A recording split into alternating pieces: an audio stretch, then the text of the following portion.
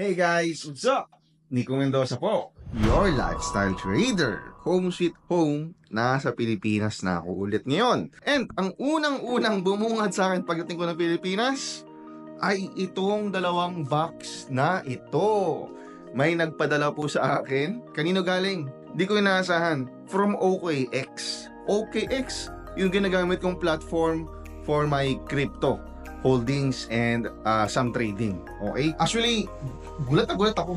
Nung bilang diniliver to, akala ko kung anong binili ng asawa ko or baka meron akong nakaligtaan. Uy! Joke lang. Okay. Wow! So, dalawang box, parehas sila ng laman. By the way, una sa lahat, salamat, OKX. Shoutout to you guys. Eto na. Wow, ganda oh. Ganda oh. Gym bag. OKX and Manchester City na collaboration. Of course, yung napakagandang cup nila. Uy, dalawang medyas. Yan, no? Dalawang medyas na may OKX, syempre. Notebook or pang-journal, syempre. T-shirt. Tignan natin to. T-shirt. Uy, ang ganda ng tela, oh. Ganda ng quality, oh. Oh. Ayos. Ganda. Uy, may isa pang t-shirt. Dalawa t-shirt, guys. Uy, iba naman yung quality nito. Ayos. Wow. OKX McLaren collaboration. Ganda, oh. OKX McLaren. Nice. Ang ganda. Alright, so yun. Ganda, no? Hindi ko talaga ini-expect, no? Well, hindi ko rin alam kung bakit ako na-receive nito. Pero siguro, may factor yung paggamit ko ng OKX. Lalo na, siguro, medyo may kalakihan na rin naman yung nailagay kong holdings ng crypto ko sa OKX. Kasi ang ginagawa ko, sa totoo lang, yung ibang withdrawal ko sa forex trading ko, which is ang gamit ko ang broker for my forex trading is XM. Pag nag-withdraw ko doon, minsan ang withdrawal ko is via crypto. Okay, so sa OKX ko ipinapasok. Meron akong mga ginagawang mga investments sa loob ng OKX platform at lumalago pa yung savings ko doon. Siguro maganda i-share ko sa inyo kung ano yung eksaktong ginagawa ko sa OKX platform, kung paano ko napapalago yung savings ko ron. Kaya tawag ko siyang savings kasi hindi naman ako ganun ka-active actually mag-trade ng crypto sa totoo lang. Okay, pero ang ginagawa ko kasi doon, it's more of savings plus passive income sa loob ng OKX platform. Kasi pag i-explore mo talaga yung platform ng OKX, sobrang daming ways para kumita doon sa platform ng OKX. And even yung mga ways para paano kumita na wala kang ganong ginagawa or wala kang talagang gagawin totally, marami silang option doon. Yun ang ipapakita ko sa inyo sa platform. Tara, punta tayo sa platform. Tara! Alright, so ngayon nandito na tayo sa website ng OKX. So make sure na magamit mo yung link na to para mapunta ka at makapag-create ka ng sarili mong OKX. Use that link para yung magagawa mong OKX account, connected tayo, so that pwedeng ikaw ang mapili ko na pagbigyan nitong OKX merch na pinadala sa akin. At sa mga susunod pang OKX merch na ipapadala sa akin. Meron na rin akong ginawang tutorial kung paano maggawa ng OKX account at pinakita ko rin doon yung mga features, yung ilang features ng OKX. So make sure na panoorin mo yung video na ito mamaya para well guided ka at hindi ka maligaw kung saan-saan. Now in this video, I want to show you kung ano ba yung recent na ginagawa ko dito sa OKX. And maybe isa to sa dahilan kung bakit nila ako pinadalhan ng merchandise. So dito sa assets, click mo yung my assets. Diyan mo makikita yung crypto mo. So right now, ito yung sa akin. Siyempre, hindi ko pa nakikita. Okay. Pero anyway, I want to be transparent. Hindi naman ganun kalakihan yung aking crypto. Pero ito paano? Okay naman ha. Pero tingnan natin. Ayan o. Meron akong 3,216 USDT. Not bad, diba? Again, yung ilan sa kinikita ko sa manual trading ko, sa forex trading, pag wini-withdraw ko, yung iba dito ko pinapasok sa crypto exchange, which is itong OKX nga yung gamit ko. Ngayon dito sa allocation, makikita mo dyan, mayroong tatlo. May funding, trading, tsaka earn.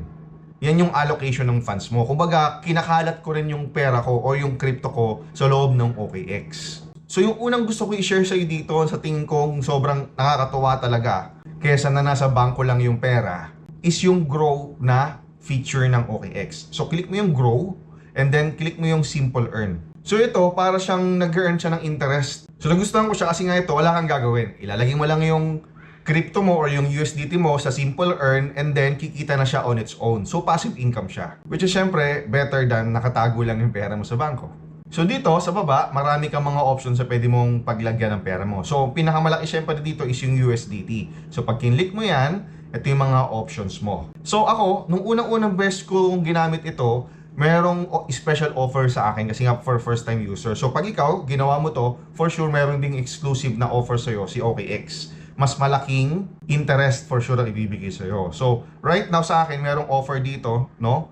Pero hindi ko alam kung qualified mo kung hindi na. New users only kasi. Okay, so dito, may magpipilian ka flexible o kaya ibig sabihin nito is anytime pwede mong i-pull out yung pera mo. Ito naman, merong lock-in period na 30 days, 90 days. So para siyang time deposit. So ako, ang pinipili ko dito, itong flexible. So pindutin natin yung subscribe, click mo yung select funds, pipiliin mo kung saan manggagaling yung perang ilalagay mo sa Simple Earn. Mostly ng crypto ko ay nasa funding account pa. So click mo yung funding account. Actually, nakacheck pala parehas. No? Anyway, ang galawin lang natin is yung funding account. Okay? So meron pa akong 1,598 USD sa funding account. Pero ito pala, tignan pala natin kung magkano yung kinita ko dito sa Simple Earn pala. Click mo yung Earn Overview. Ayan, tignan mo to. Tinry ko yung una. Ang total deposit ko was 1,022 US dollars. Sa pamamagitan ng Simple Earn, kumita na siya ng 21.52 US dollar or USDT. Mahigit 1,000 piso yon. Imagine that, hindi na makikitain ng pera mo yan sa bangko. Tama? So ngayon, ituloy na natin to. Piliin natin ulit yung subscribe. Tanggalin natin yung trading account. Sa funding account lang ako kukuha ng pera. Ilalagay ko dito, mayroon akong 1,598, di ba? Ilagay natin dito is yung lahat na. I-maxa natin to. Ay, hindi. 1,000 lang pala.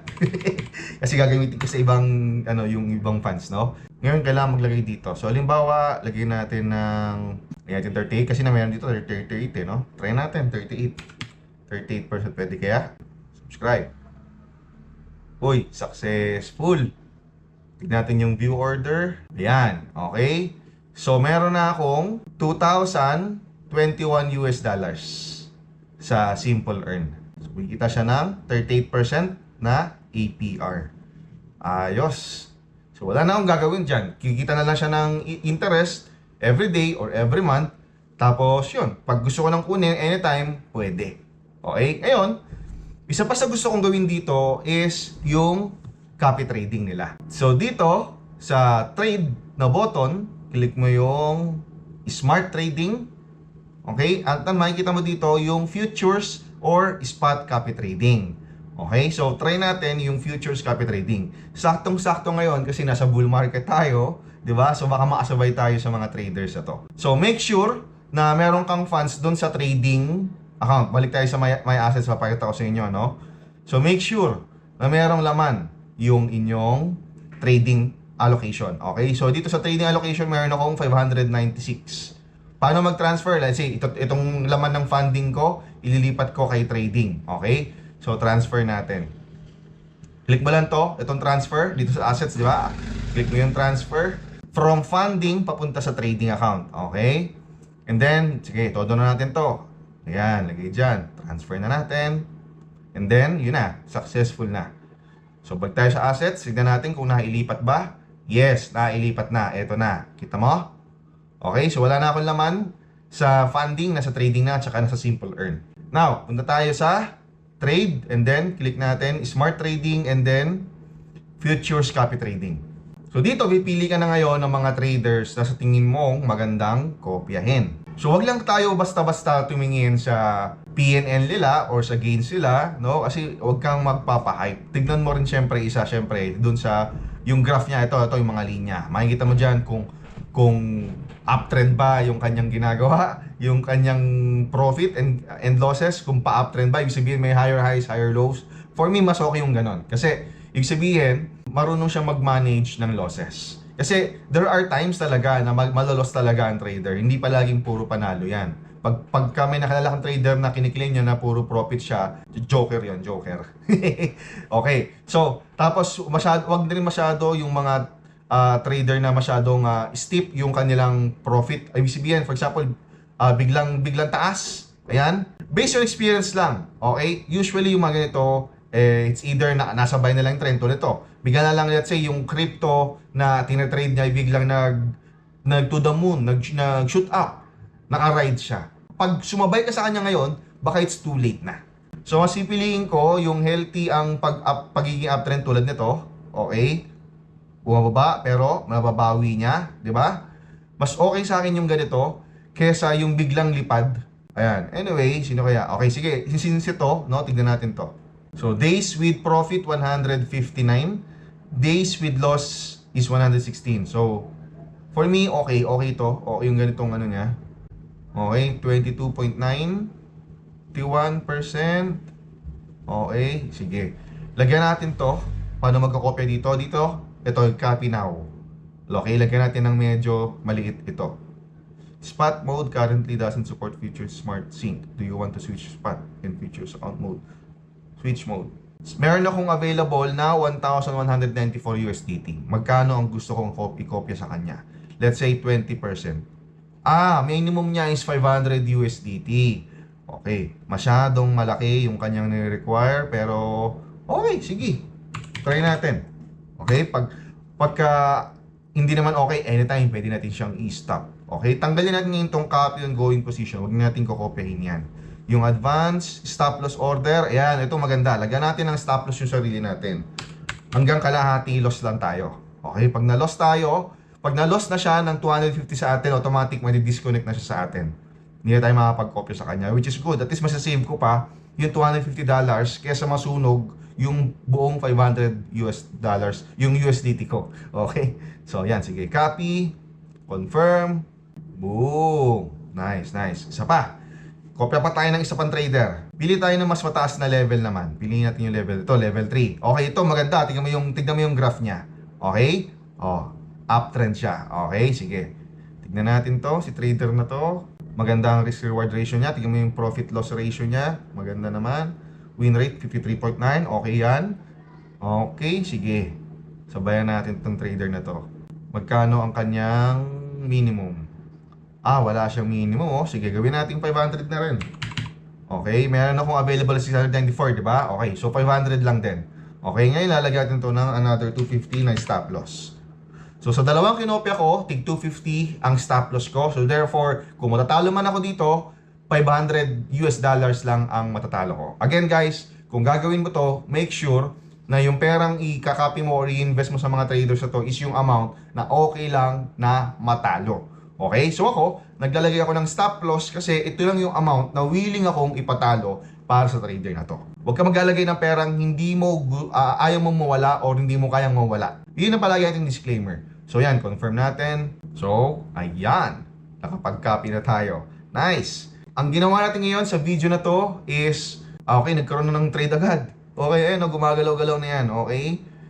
Ayan, nagni-negative na ngayon. Okay. Namukhang, hindi ko yata natanggal yung ano. Anyway, sige, at least meron tayong dalawang kinopya ngayon. At tapos, naglagay tayo ng more funds sa aking simple earn.